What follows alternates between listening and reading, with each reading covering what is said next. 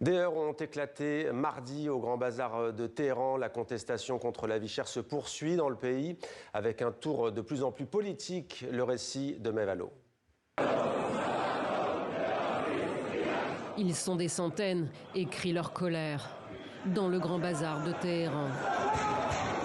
Un rassemblement rapidement interrompu par des tirs de gaz lacrymogène. Sans honneur insulte le témoin qui filme ces images. Face aux forces de l'ordre, la foule se disperse. La monnaie iranienne vient encore d'atteindre son plus bas niveau historique. Ces manifestants sont exaspérés. À en croire les vidéos postées sur les réseaux sociaux, la contestation s'est poursuivie mardi pour la 10e journée consécutive dans la capitale iranienne et dans plusieurs villes de province. Comme ici, à Bouroujerd, dans l'ouest, les protestataires appelant la police à les soutenir. Ils étaient aussi des milliers à Abdanan, petite ville située à la frontière avec l'Irak. Mort à Khamenei, le guide suprême est scandé. Débuté le 28 décembre avec la colère des commerçants de Téhéran contre la vie chère et l'hyperinflation, les manifestations et les revendications sont devenues politiques. Dimanche, le gouvernement a annoncé une aide mensuelle de 6 € pendant les 4 prochains mois pour calmer la grogne, mais les prix ont encore augmenté. Chaque jour, je vois des clients qui n'ont plus les moyens d'acheter certains articles. Ils n'achètent que des produits de première nécessité, faute de moyens pour le reste. Le régime oscille entre apaisement et répression. Le président Pezeshkian a appelé ce mercredi les forces de l'ordre à ne prendre aucune mesure contre les manifestants, tout en appelant à les distinguer des émeutiers.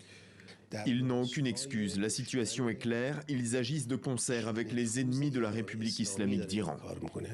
Donald Trump a de nouveau menacé dimanche de frapper l'Iran et Benjamin Netanyahou a porté son soutien aux manifestants. Selon une ONG basée aux États-Unis, 35 personnes ont été tuées en 10 jours, dont 2 membres des forces de sécurité. 1200 ont été arrêtés. Et on retrouve en direct de Téhéran notre correspondant Siavosh Ghazi. Bonsoir Siavosh. Quelle est la situation en cette 11e journée de contestation ? Alors aujourd'hui, une grande partie du bazar de Téhéran est restée fermée, de même que par exemple des corporations diverses qui sont autour du bazar n'ont pas ouvert leurs magasins, par exemple les vendeurs de pneus ou d'autres corporations encore.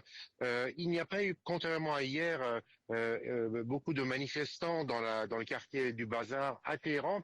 En revanche, dans de nombreuses villes de province, il y a eu de nouvelles manifestations à Shiraz par exemple, à Bojnourd, dans le nord de l'Iran, à Rasht, et aussi à Ali Goudars, dans la province avec l'Irak. Il y a eu donc des manifestations plus ou moins importantes. Par exemple, à Ali Goudars, il y avait une foule très importante. C'est une ville de 200 000 habitants.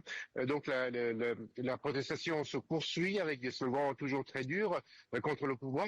Et cela intervient alors que le pouvoir et le gouvernement a opéré donc une libération des produits avec la suppression des subventions et en quelques jours depuis donc dimanche on assiste à une augmentation vertigineuse des prix de certains produits. Par exemple, le prix du poulet a augmenté de 60% en 3 jours, les œufs de 40%, l'huile de cuisine de 200%. Donc ça affecte directement les classes les plus populaires et les classes moyennes.